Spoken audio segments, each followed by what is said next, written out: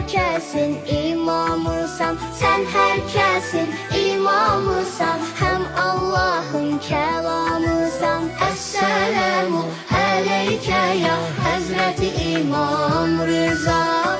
Esselamu aleyke ya Hazreti İmam Rıza.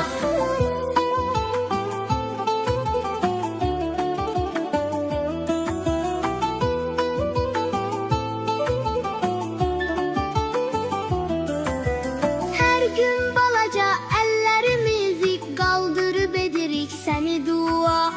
Esselamu aleyke ya Hazreti İmam Rıza. Güzel adını analarımız öğretipdir hamımıza. Esselamu aleyke ya Hazreti İmam Rıza. Esselamu aleyke ya Hazreti İmam Rıza.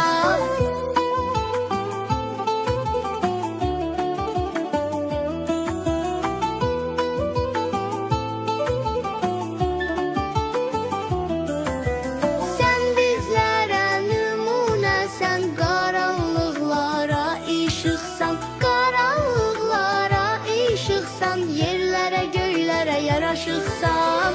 Esselamu aleyke ya Hazreti İmam Rıza. Esselamu aleyke ya Hazreti İmam